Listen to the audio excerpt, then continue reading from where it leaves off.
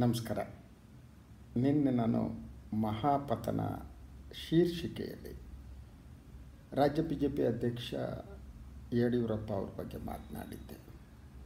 ಅವರ ರಾಜಕೀಯ ಬದುಕಿನಲ್ಲಿ ಪತನ ಹೇಗೆ ಆಗ್ತಾ ಬಂತು ಅಂತ ಕೆಲವು ಹಿಂಟ್ಸನ್ನು ಕೊಟ್ಟಿದ್ದೆ. ತುಂಬ ಸುದೀರ್ಘವಾಗಿ ಮಾತನಾಡೋದಕ್ಕೆ ಅವಕಾಶ ಇರಲಿಲ್ಲ. ಇವತ್ತು ಈ ಮಹಾಪತನದಲ್ಲಿ ಇನ್ನೊಬ್ಬ ನಾಯಕರ ಬಗ್ಗೆ ಮಾತನಾಡೋಣ ಅಂತ ಅನ್ನಿಸಿದಾಗ ನನ್ನ ಕಣ್ಣ ಮುಂದೆ ತಕ್ಷಣ ಬಂದ ಹೆಸರು SM Krishna. So SM Krishna ಅವರ ಮಹಾಪತನ ಇವತ್ತು ನನಗನ್ನಿಸೋದಕ್ಕೆ ಕಾರಣ ಇದೆ. ಅವರು ಇವತ್ತು ತಮ್ಮ ಹುಟ್ಟೂರು ಮದ್ದೂರಿನಲ್ಲಿ ನೀಡಿದ ಹೇಳಿಕೆ, ಒಂದು ತಾವು ಕಾಂಗ್ರೆಸ್ ಬಿಡೋದಕ್ಕೆ ಕಾರಣ ಏನು ಅನ್ನುವುದನ್ನು ಅವರು ಪ್ರಥಮ ಬಾರಿ ಹೇಳಿದ್ದಾರೆ. ಅದೇನು ಅಂದರೆ ರಾಹುಲ್ ಗಾಂಧಿಯವರ ಅತಿಯಾದ ಹಸ್ತಕ್ಷೇಪದಿಂದ ನಾನು ಬಿಡಬೇಕಾಯಿತು. ನನಗೆ ಇದನ್ನು ಕೇಳಿ ನಗಬೇಕೋ ಅಳಬೇಕೋ ಗೊತ್ತಾಗಲಿಲ್ಲ. ಕಾರಣ ಇಷ್ಟೇ, SM ಕೃಷ್ಣ ಅವ್ರ ಬಗ್ಗೆ ಅಪಾರವಾದ ಗೌರವವನ್ನು ನಾನು ಇಟ್ಕೊಂಡು ಬಂದವನು. 80ರ ದಶಕದಲ್ಲಿ ನಾನು ಅವ್ರ ಮೊದಲ ನೋಡಿದಾಗ ಅವರ ಪಕ್ಕದಲ್ಲಿ ಇರ್ತಾ ಇದ್ದವರು KN ನಾಗೇಗೌಡ. ಈಗ ನಮ್ಮ ಜೊತೆಗಿಲ್ಲ. ನಾಗೇಗೌಡರು ಒಂದಿನ ನನ್ನನ್ನು SM ಕೃಷ್ಣ ಅವ್ರ ಬಳಿ ಕರೆದು ಹೋಗಿದ್ದರು. ಅದೇ ಪ್ರಥಮ ಬಾರಿ ನಾನು ನೋಡಿದ್ದು ಅಂತ ಅನಿಸುತ್ತೆ. ಅದಾದ ಮೇಲೆ ಹಲವು ಬಾರಿ ಅವರನ್ನು ನೋಡಿದ್ದೇನೆ. ಅವರು ತುಂಬ ದುಃಖದಲ್ಲಿದ್ದಾಗ ನೋಡಿದ್ದೇನೆ, ಸಂತೋಷದಲ್ಲಿದ್ದಾಗ ನೋಡಿದ್ದೇನೆ. ಆದರೆ ಅವರ ಈ ಹೇಳಿಕೆ ನನಗೆ ಆಘಾತವನ್ನು ಉಂಟು ಮಾಡ್ತು. ಯಾಕೆ ಮೊದಲನೇದಾಗಿ ಕಾಂಗ್ರೆಸ್ ಪಕ್ಷ ಕೃಷ್ಣ ಅವರಿಗೆ ನೀಡಿದಷ್ಟೇ ಇನ್ಯಾರಿಗೂ ನೀಡಿಲ್ಲ. ಅವರಿಗೆ ಮುಖ್ಯಮಂತ್ರಿ ಸ್ಥಾನ ಕೊಡಲಾಗಿತ್ತು, ಅದು ಕಳೆದುಕೊಂಡಾಗ ಮಹಾರಾಷ್ಟ್ರ ರಾಜ್ಯಪಾಲರ ಸ್ಥಾನ ಕೊಡಲಾಯಿತು. ಅದಾದ ಮೇಲೆ ಅವರಿಗೆ ವಿದೇಶಾಂಗ ಸಚಿವರಾದರು. ವಿದೇಶಾಂಗ ಸಚಿವರಾದವರೆಲ್ಲ ವಿದೇಶಕ್ಕೆ ಹೋದಾಗ ಇನ್ನೊಬ್ಬರ ಭಾಷಣ ಓದ್ಬಿಟ್ಟು ದೇಶದ ಮಾನ ಮರ್ಯಾದೆ ಹರಾಜು ಹಾಕಿದ್ರು. ಅದರ ಜೊತೆಗೆ SM ಕೃಷ್ಣ ಅವರ ಅಳಿಯ ಏನಿದ್ದಾರೆ ಸಿದ್ಧಾರ್ಥ, ಅವರು ಒಂದು ಮಹಾ ಸಾಮ್ರಾಜ್ಯವನ್ನು ನಿರ್ಮಿಸೋದಕ್ಕೆ ಕಾಫಿ ಡೇ ಹೆಸರಿನಲ್ಲಿ ಅವರು ನಿರ್ಮಿಸುವುದಕ್ಕೆ ಹಿಂದ್ಗಡೆ ಕಾಂಗ್ರೆಸ್ ಸಪೋರ್ಟ್ ಕೂಡ ಇತ್ತು. ಅವರಿಗೆ ಎಲ್ಲಿದ್ದರೆ ನಿಲ್ಲಿಸೋಕ್ಕೆ ಸಾಧ್ಯ ಆಗ್ತಿರಲಿಲ್ಲ. SM ಕೃಷ್ಣ ಅವರ ಸಪೋರ್ಟ್ ಇತ್ತು. ಈಗ ಅವರು ಆ ತಮ್ಮ ಅಳಿಯನ ಸಾಮ್ರಾಜ್ಯವನ್ನು ಉಳಿಸಿಕೊಳ್ಳುವುದಕ್ಕಾಗಿ ಅವರು BJPಗೆ ಹೋಗಿದ್ದಾರೆ ಅನ್ನುವ ಮಾತುಗಳಿವೆ. ಅದು ನನಗೆ ಗೊತ್ತಿಲ್ಲ.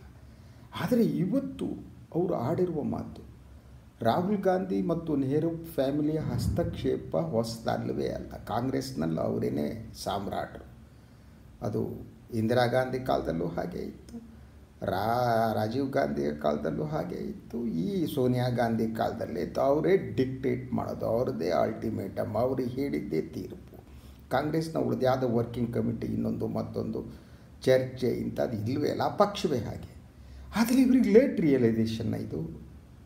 ಕಾಂಗ್ರೆಸ್ನಲ್ಲಿ ರಾಹುಲ್ ಗಾಂಧಿ ಇಂಟರ್ಫಿಯರ್ ಮಾಡ್ತಾರೆ, ಸೋನಿಯಾ ಗಾಂಧಿ ಇಂಟರ್ಫಿಯರ್ ಮಾಡಿ ಈಗ ಅವರದ್ದೇ ಸಾಮ್ರಾಜ್ಯ, ಅವರದ್ದೇ ಪಕ್ಷ, ಅವರು ಮಾಡೋದೇ ಅದು ಕಾಂಗ್ರೆಸ್ನ ಮೂಲಭೂತ ಗುಣಧರ್ಮ.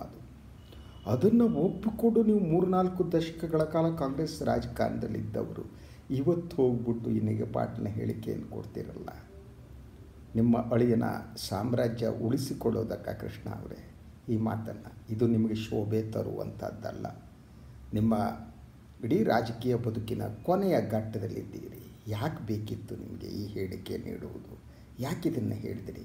ಸಣ್ಣ ಕೃತಜ್ಞತೆ ನಿಮಗೆ ಇರಬೇಕಾಗಿದ್ದರೆ ಕಾಂಗ್ರೆಸ್ ಬಗ್ಗೆ ಅಲ್ವಾ, ನೀವು ಈ ಮಾತನ್ನು ಹೇಳ್ತಿರಲಿಲ್ಲ. ಕಾಂಗ್ರೆಸ್ ನಿಮ್ಗೇನು ಕಡಿಮೆ ಮಾಡಿದೆ ಹೇಳಿ, ಏನು ಕಡಿಮೆ ಮಾಡಿತ್ತು ಅಂಥೇಳಿ.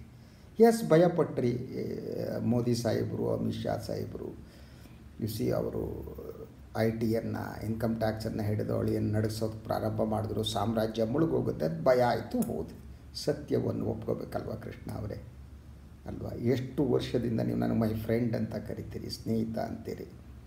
ಈ ಕಾರಣದಿಂದ ಸ್ನೇಹಿತನೋ ಹೌದು ಅಲ್ವೋ ಗೊತ್ತಿಲ್ಲ, ಈ ಮಾತು ಹೇಳಬೇಕು ಅಂತ ನನಗೆ ಅನ್ನಿಸ್ತು. ನಿಜ ನನಗನ್ಸುತ್ತೆ, ಕೃಷ್ಣ ಅವರು ಇಮೇಜ್ ಮೂಲಕ ಬದುಕಿದವರು. ಅವ್ರದ್ದು ಇಮೇಜೇ ಅವ್ರು ಎಷ್ಟು ಕೆಲಸ ಮಾಡ್ತಾರೆ ಅನ್ನೋದಕ್ಕಿಂತ ಇಮೇಜ್ ಬಗ್ಗೆ ಭಾಳ ಮಹತ್ವ ಕೊಡುವವರು. ಮಾತನಾಡುವಾಗ ಆಲೋಚನೆ ಮಾಡಿ ಮಾತನಾಡೋ ಕ್ಷುಲ್ಲಕ ರಾಜಕಾರಣಿ ಅಲ್ಲ, ಥರ್ಡ್ ರೇಟ್ ಅಲ್ಲ. ಸಜ್ಜನ ರಾಜಕಾರಣಿ ಅಂತ ಹೇಳಬಹುದೋ ಇಲ್ಲವೋ ಗೊತ್ತಿಲ್ಲ, ಬಟ್ ಸಜ್ಜನಿಕೆಯನ್ನು ಪ್ರದರ್ಶನ ಮಾಡ್ತಿದ್ದವರು. ಈಗ ಯಾಕೆ ಬೇಕಿತ್ತು ಕೃಷ್ಣ ಅವರೇ ನಿಮಗಿದು? ಯಾಕೆ ಈ ರೀತಿ ಮಾತನಾಡಿದ್ರಿ? ಯಾಕೆ ಹೇಳಿದ್ರಿ? ಈ ಕೊನೆಯ ಕಾಲದಲ್ಲಿ ಮಾತು ಹೇಳೋದ್ರೆ ಹಿಂದೆ ಕೂಡ ಮೋದಿ ಮತ್ತು ಅಮಿತ್ ಶಾ ಅವರ ಒತ್ತಾಸೆ ಇರಬಹುದೇನೋ ಅನ್ನೋ ಅನುಮಾನ ಇದೆ ಕಣ್ರಿ ನನಗೆ. ಇದಾಗಬಾರ್ದಿತ್ತು.